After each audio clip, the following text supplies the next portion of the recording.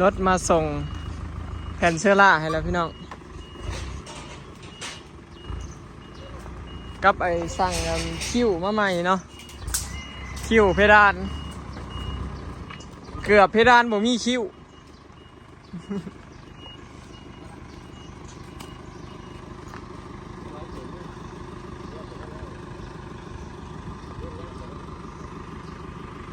เลี้ยงมาทางนี้ก็ได้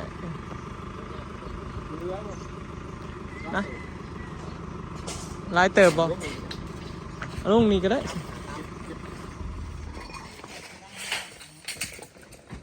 มันก็สิได้ตีไว้นั่นนี่ก็ได้กิ๊บเป็นนี่นะเขาจะลงวาง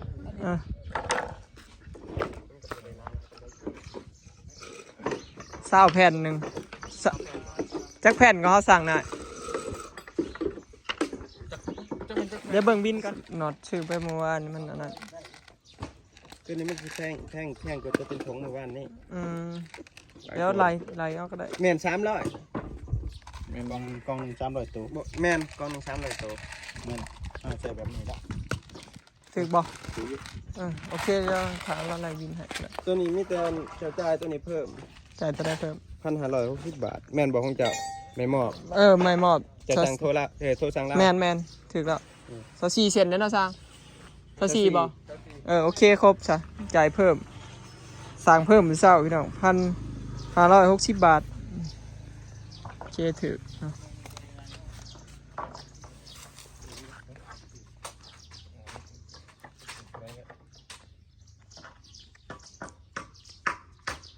ไม่เสละสหแผ่น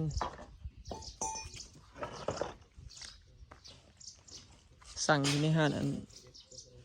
วัสดุก่อสร้างพี่น้องหันบัวสวรรค์หันใหญ่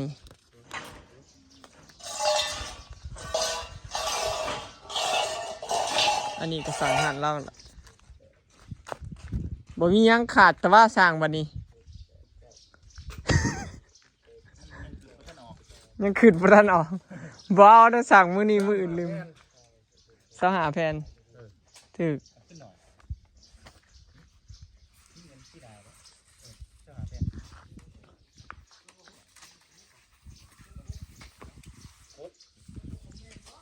หก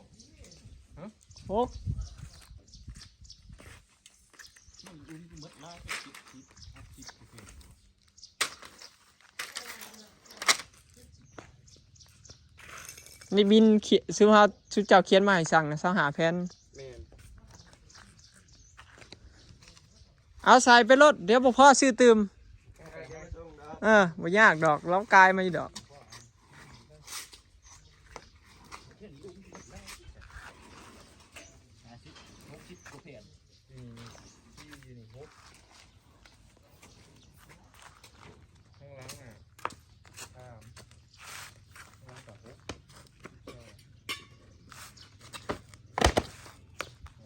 แผ่นเซล่านะ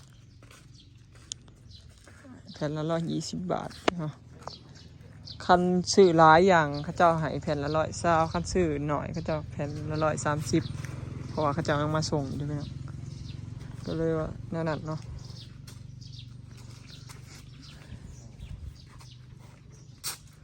คอยยังงงอยู่เนาะเสื้อล่านี่เขาเจ้าคือเห็ดสีขาวมาเนาะมันบ่มีคนใส่บ่เลยนั่นเลยส่วนหน่อยสิมีคนใส่เนาะแม่นอยู่บ้านเฮามันบ่ค่อยได้ใช้กันมีแต่สีเทาสีผ้าสีอันนั้นแดงซ้ำเขาใส่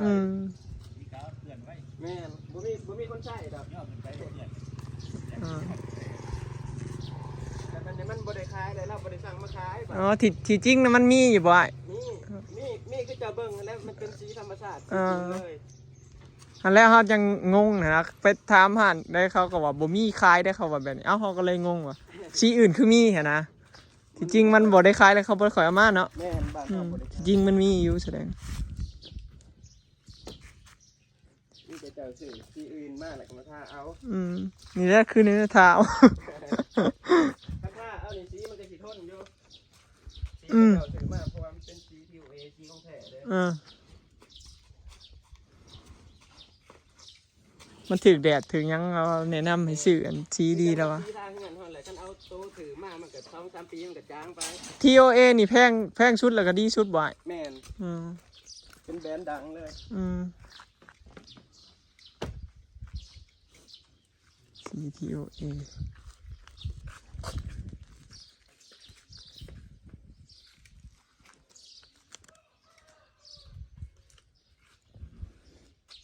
เช็คมึงได้สั่งบริมิตฮะโอ้บ่ยากบ่ยากบ่ยากดอกบัดใส่ไปเรื่อยบ่พอยังซื้อตื่มอยู่แล้วล่ะมัน กายมาดูอยู่ดอก แล้วกลายมาดุอีกดอกแล้วมาส่งให้ลูกค้าแล้วขายอีกเนาะแทนเนาะ แม่น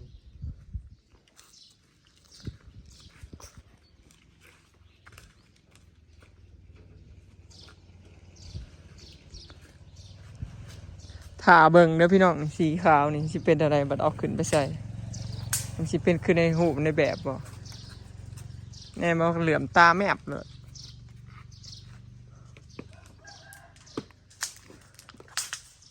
อันนี้สีเทาสีเทาสีเทาเด้อพี่น้อง2 4 6เมื่อวานนี่บอยไปกับเบิ่งอยู่ได้อพี่น้องอันนี้สร้างบ่ใส่บ่คิดอยู่ได้จับลำแลเลือกสีนั่นสีนี่อยู่นะ นับมันได้สักลืม ว่านี่ก็ลืม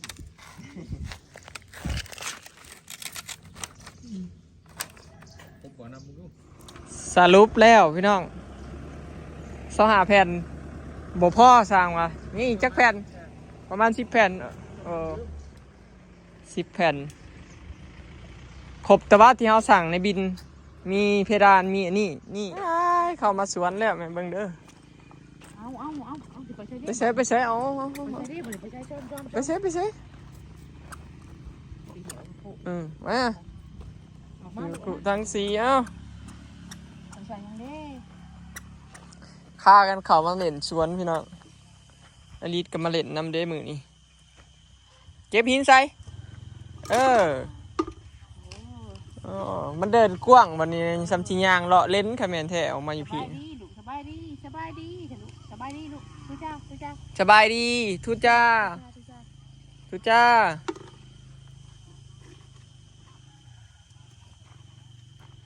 ตู่เผากาอันนั้นพี่น้องไอ้พอทะเลาะเราก็เห็ดคู่มือเนาะ จ้า ตูบนี่ก็ซื้อเพิ่มอยู่ตลอดพี่น้องจักเบิดเท่าไรแล้วบัดนี้เบิดหลายหมื่นละเหมือนเกือบ20,000ปลายแล้วบ่มาเด้อมาเร็วมาเด้อ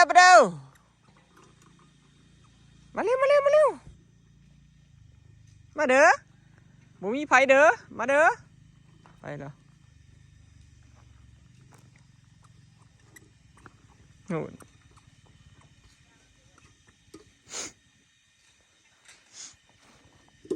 ใส่กระคู่นะลูกใส่คู่หน่อยนะ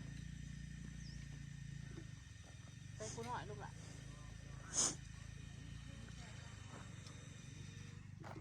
เอ๊ะ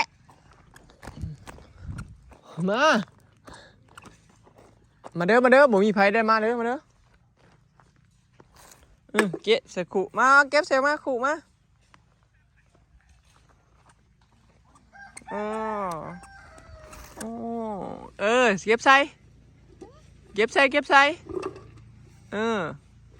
ผู้สาวผมจอก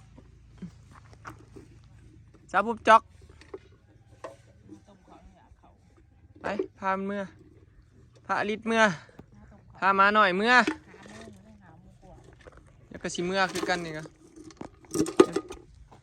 ถ่ายคลิปแล้วจะสิเมื่อพี่น้องเกลือหมูมาเบิ่งทางด้านตูบน้อยพี่น้องมียังอัปเดตแน่เนาะ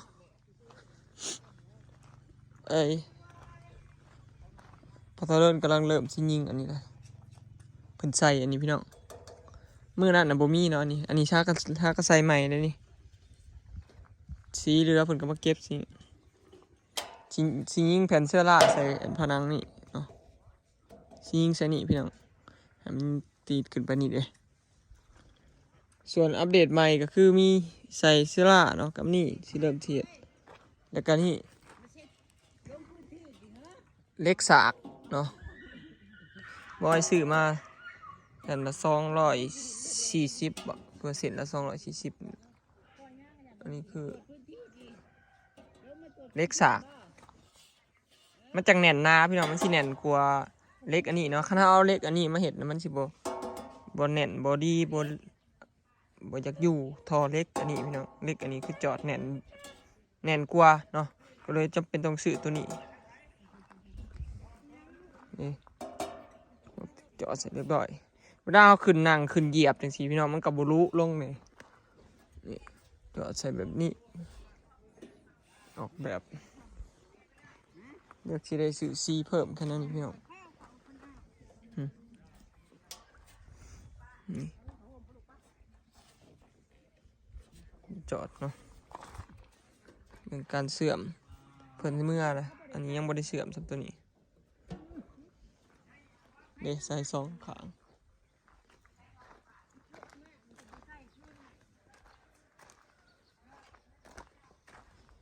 นี่ใส่เอ็นเล็กสากเนาะมันแน่นเจ็บดีแต่มือนี้เราก็เห็ดอันนี้พี่น้องเห็ดอันนั้นแล้วก็ทาสีเดี๋ยวบอยสิพาไปเบิ่งสีใหม่ที่ชื่อใหม่มาเบิ่งสีชื่อใหม่พี่น้องนี่อันนี้เป็นสีสแลกเนาะเป็นไดพี่น้องบานี้งามบ่บัดนี้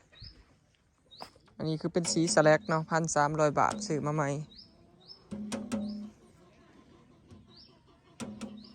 สีสแลกอันนี้คือสีสแลกสำหรับเพิ่นอยากได้สีอันนี้พี่น้องสีสแลกเพิ่นบ่ได้อยากได้สีเคลือบเงาไม้แต่ว่าคันเราทาสีเคลือบเงาไม้น่ะไม้เพิ่นเหลืองเนาะแต่ว่าสีสแลกนี่มันมีแต่แบบนี้พี่น้องที่มันเหลืองน่ะบ่มีเฮาต้องใส่แบบเฮาต้องซื้อไม้ที่มันมีลวดลายเองแล้วเฮาจังเคลือบเงาแบบนั้นน่ะได้เนาะแต่ว่าไม้เฮามันบ่มีลวดลายแบบอันนั้นนี่เนาะก็เลยต้องได้ใส่แบบนี้สีสแลกนั่นนี่เป็นไดพี่น้องงามบ่เนาะแป้นใหม่ทาใหม่ตัวนั้นมันเคลือบซื่อๆเนาะเราจึงทาลำให้มันเคลือบกันอีกนี่หากระทาแล้วยังบ่ทันแห้งครับเนาะโอเคเนาะพี่น้องถือว่างามในระดับหนึ่งแล้วก็ดีเนาะเขาทาสีว่านี่ก็ไม่ก็สิดีเติมอีกเนาะบ่ได้ว่าแต่งามตูบเขาก็สิทนทานขึ้นเนาะถ้าถึกน้ำถึกยังหรือว่าเวลาเราอยากล้างตูบล้างตีบก็เรามีสีเคลือบแล้วมันก็ล้างง่ายเด้น้ำไหลลื่นเนาะเช็ดง่ายตูบหน่อยก็ยังบ่แล้วพี่น้องเนาะสรุปก็คือยังล้างค่ากระปูแป้นเนาะแล้วก็ยังแต่ห้ามไปพุ่นเนาะสลอยไปจากใดดินถารถเขาจกดินนำเอาดินมาให้จาก3-4 รถว่าจะให้มันสูงขึ้นไปอีกน้อยนึงทางนั้นแล้วจังสิเทพื้นพี่น้องเทพื้นปูนแล้วจังเอาตูบไปตั้งไว้เนาะ FC เพราะว่าหลายคนมันเปื้อนสีขาวเวลาฝนตกพวกนี้แม่นพี่น้องแต่ว่าบอยกับสลอยคิดว่าสิเทพื้นอ้อมตูบเลยนะพี่น้องให้มันเป็นพื้นปูนเบิดเวลาฝนตกฝนสาดจริงๆขี้ดินจะได้บ่กระเด็นขึ้นมาใส่ตูบจริงๆพี่น้องเวลาเขาย่างมากินเขากินน้ำหรือว่ายังเขาล้างตีนล้างมือก็ง่ายนะพี่น้องพอเป็นพื้นปูนเนาะเวลาล้างทำความสะอาดตูบก็คือสีดออกโลดจริงๆนะสูเสร็จเนาะแถวพื้นตีนมันเปื้อนก็เสร็จทูสีน้ำเนาะอยากได้งามก็ต้องดูแลทำความสะอาดเนาะพี่น้องเบิ่งทางหลังตูบสลอยเป็นสีตังบอนพูนแนมเบิ่งดอกกระเจียวเพิ่นวะพอยามแห่ยามหน้ามาก็ได้บรรยากาศแนมเบิ่งต้นไม้แนมเบิ่งดอกกระเจียวเนาะอันนี้คือด้านข้างพี่น้องมุมด้านข้างทางหน้าทางเนาะนี่ก็ซื้อเลขเฟสมาจอดคักแน่เด้ซื้อเลขเฟสมาจอดซื้อมาแล้วมันน้อยพี่น้องแล้วก็เลยได้จอดหันแบบนี้หันปิ่นขางใส่ตอนแรกว่าสิหันมาเสียแบบตามมุมตามแจมเสานะแต่ว่ามันน้อยเนาะซื้อมาหน่อยแล้วบ่ได้เปลี่ยนก็เลยว่าหันเห็ดแบบนี้เลยซะเนาะแพงเล็กเฟสกับแผ่นละ50 บาทพี่น้องอยู่ไทยน่ะสิถือกลัวว่าจักเรื่องอะไรเนาะแต่ว่าแผ่นน้อยแบบนี้นะ50 บาทแผ่นใหญ่น่ะสิร้อยปลายพุ่นละน่าสิหลายตังค์อยู่พี่น้องเฉพาะขานี่ก็พอแห้งนะตีน เดี๋ยวสงสัยสิได้ซื้อสีมาเก็บงานอีกเนาะบอยว่า FC ว่าตูบมันต่ำไปเพิ่นว่าเฮ็ดสูงกว่านี้มันยังสิสูงอยู่พี่น้องเพราะว่าบอยมีขานี่พร้อมนี่ขาปูนตีนมันเนาะก่อตีนมันนำเพราะว่าสิแซ่ซอยน็อตยึดจับบ่ให้มันโยกเนาะแล้วก็บ่ให้มันเปื้อนนะคันตูบเฮาขาตีนมันต่ำมันก็สิเปื้อนติดกับอันปูนกับบ่ดีเนาะมันสูงขึ้นมาในนี้จริงๆบ่อยากเทพื้นก็ได้นะแต่ว่ามันมีค่าในนี้แล้วเนาะแต่ว่าอยากให้มันงามนะพี่น้องบ่ให้มันเปื้อนง่ายสินะคันพื้นปูนก็บ่ค่อยเปื้อนดินเนาะอ่ะประมาณนี้พี่น้องเนาะอันนี้มุมทางหน้าบอยเห็นนั่นกายไปน่ะบ้านเขาเจ้าเห็ดแบบนี้พี่น้องบ้านหน่อยเนาะนอกดาวกลายไปเขาเจ้าก็อัดห้องไว้เนาะเห็ดเป็นห้องสี่เหลี่ยมนั่นนี่แหละเห็ดห้องนอนนั่นนี่แล้วก็ทางหน้านี่ก็เป็นบอลนั่งเล่นเขานะงามเลยพี่น้องเห็นเขาเจ้าอยู่ในสวนเนาะเขาเจ้าเห็ดแบบนี้นั่งตั้งอยู่ข้างนองใช่นะก็เป็นเดินกว้างเนาะงามพี่น้องเนาะเดี๋ยวรอติดตามเบิ่งพี่น้องว่าสิแล้วมื้อใดเนาะสิแล้วง่ายบ่เนาะแต่คอมเมนต์ว่าพอทะเลินแล้วอยากเฮ็ดแล้วนี่แล้วพี่น้องแต่ว่าค่าน้ำแต่ดินนี่แหละดินสิมาสมเดินเนาะคอมเมนต์แท้แล้วก็สิมุงสิปูเลยแหละแต่ว่าค่าน้ำแต่อย่างเดียวเนาะขอบใจ FC ทุกคนเด้อเนาะพี่น้องที่เป็นกำลังใจให้มาตลอดเนาะแล้วก็